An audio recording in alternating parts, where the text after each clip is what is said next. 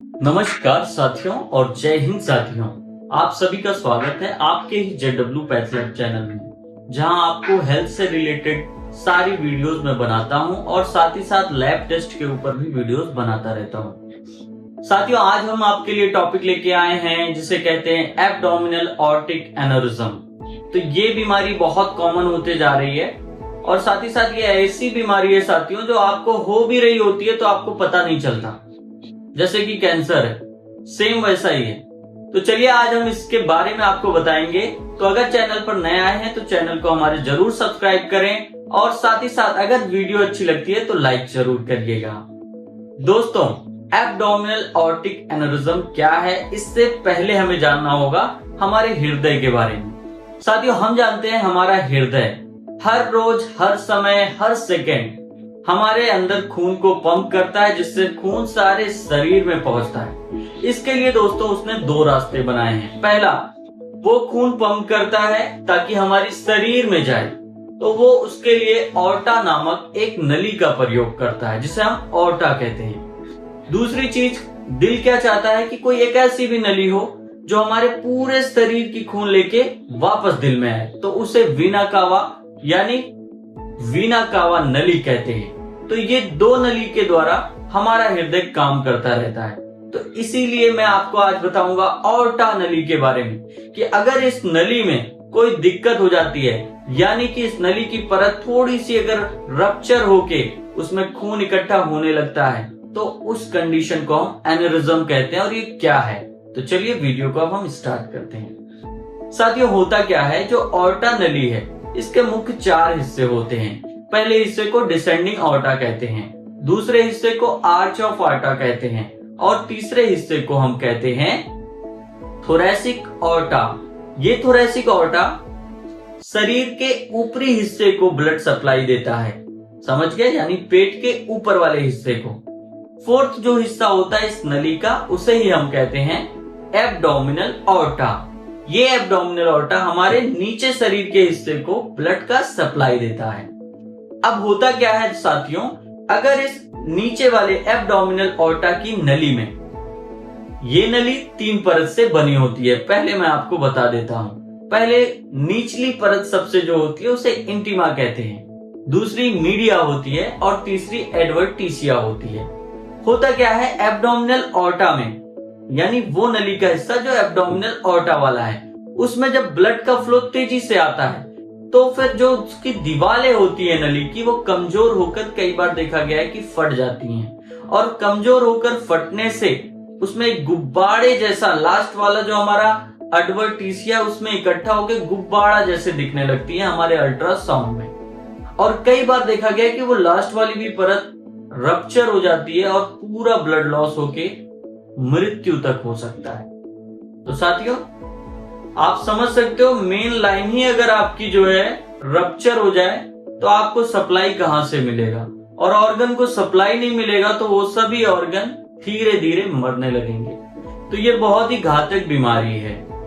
I hope आपको ये समझ में आ गया होगा कि एब्डोमिनल ऑर्टिक एनेरिज्म क्या होता है। ये एक ऐसी स्थिति, एक ऐसी बीमारी है जब हमारी ऑर्टिक, एब्डोमिनल ऑर्टिक नली में रप्चर होके खून इकट्ठा होने लगता है, गुब्बारे जैसा दिखने लगता है और कई बार रप्चर होके लॉस होने लगता है।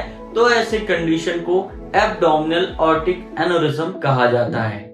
साथियों, देखा यह गया है कि अगर किसी भी पर्सन या व्यक्ति या पेशेंट में एब्डोमिनल ऑर्टिक एनेरिज्म में रप्चर होके नली फट गई हो तो फिर 86% पेशेंट्स वहीं पर डाई कर जाते हैं। और कुछ ऐसे भी पेशेंट होते हैं 66.5% पेशेंट जो कि हॉस्पिटल रीच होने से पहले पहले दम तोड़ देते हैं, यानी इसमें बिल्कुल भी मौका नहीं मिलता है।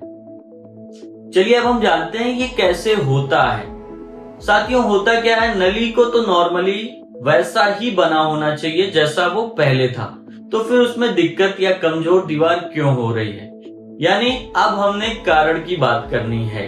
कारण इसका मुख्य ये है कि हमारी लाइफ स्टाइल, हमने कुछ जैसा जंक फूड खा लिया होता है या खाते रहते हैं जिससे धीरे धीरे नली में हमारे कोलेस्ट्रॉल जमना स्टार्ट हो जाता है, चर्बी जमना स्टार्ट हो जाता है। ये कोलेस्ट्रॉल और चर्बी इस दीवार को कमजोर करने का काम करती हैं और धीरे धीरे समय के साथ जो हमारी एज बढ़ती है तो हमारी दीवारें ऑर्टिक एब्डोमिनल ऑर्टा की दीवारें नली की कमजोर होके रप्चर कर जाती हैं, जिससे कि एनेरिज्म हो जाता है। दूसरा कारण स्मोकिंग को बोला गया है। स्मोकिंग करने से भी नली पे अफेक्ट पड़ता है और उसकी दीवारें कमजोर होती हैं। हाई ब्लड प्रेशर, कोलेस्ट्रॉल का हाई होना, ओल्ड एज 60 ईयर प्लस वाले व्यक्तियों में ऐसी कंडीशंस देखी जाती है। जेनेटिक हिस्ट्रीज के पेशेंट्स में, उनके रिलेटिव्स में कई बार ऐसा देखा गया है। साथ ही साथ ये जो बीमारी है ये फीमेल की कंपैरिजन में मेल्स में ज्यादा होता है। अब हमने जान लिया इसका कारण, अब हम इसके लक्षण की बात करेंगे, यानी सिम्टम्स क्या होते हैं। आमतौर पर दोस्तों ये बीमारी अगर आपके शरीर के अंदर चल रही है तो आपको पता भी नहीं चलेगा। हाँ, कई बार देखा गया है कि अगर एनेरिज्म यानी वो गुब्बारा ज्यादा बड़ा हो रहा है तो आपको पेट में दर्द या पीठ में दर्द की शिकायत होगी, या फिर कई बार पेट में धड़कन जैसा महसूस होगा। पल्सेटिंग मास में धड़कन जैसा महसूस हो सकता है। जब स्टेथोस्कोप से डॉक्टर चेक करते हैं तो उसमें धड़कन जैसा महसूस होने की आवाज आती है। अब दोस्तों अगर ये एनेरिज्म बहुत बड़ा हो जाए, डेंजरस स्टेज में हो और रप्चर हो जाए यानी फट जाए, तो कैसे सिम्टम आएंगे। दोस्तों बीपी आपकी एकाएक गिर जाएगी, चक्कर आना महसूस हो जाएगा और ये एक लाइफ थ्रेटनिंग कंडीशन होगी जिसमें तत्काल आपको हॉस्पिटल जाना बहुत जरूरी होगा, क्योंकि ये एक मेडिकल इमरजेंसी होगी ना। अब हमारे पास ट्रीटमेंट के क्या क्या उपाय हैं। ये गया है कि एनेरिज्म अगर छोटा होता है तो कई बार डॉक्टर लाइफस्टाइल आपके चेंजेस करा देते हैं, यानी आपका खान पान बदल देते हैं और कुछ मेडिसिन देते हैं जिससे आपका एनेरिज्म सही हो जाता है। लेकिन अगर ये एनेरिज्म गुब्बारे जैसी संरचना बड़ी हो गई है, वाल बहुत ज्यादा कमजोर है और रप्चर होने का पूरा चांसेस है, तो फिर डॉक्टर्स कई बार क्या करते हैं, सर्जरी का ऑप्शन देते हैं आपको। ठीक है, सर्जरी से पहले आपकी डायग्नोसिस होती है। डायग्नोसिस में डॉक्टर्स आपके यूएसजी, सीटी स्कैन, एमआरआई जैसे टेस्ट करते हैं, जिससे पता चलता है कि वो एनेरिज्म कितना बड़ा है, किस स्थिति में है और रप्चर यानी फटने के कितने चांसेस हैं। उसके बाद ही डॉक्टर आपको सर्जरी का ऑप्शन देते हैं। सर्जरी में आपको दो तरह की सर्जरी आप करा सकते हैं, एक ओपन सर्जरी होती है, एक क्लोज सर्जरी होती है। ओपन सर्जरी में एब्डोमेन पूरा आपका चीरा मारना पड़ता है, यानी आपका पूरा एब्डोमेन खोलकर एनेरिज्म जहां पर भी है उसमें ग्राफ्ट स्टंट लगा दिया जाता है आर्टिफिशियल, जिससे वो दीवार मजबूत हो जाती है।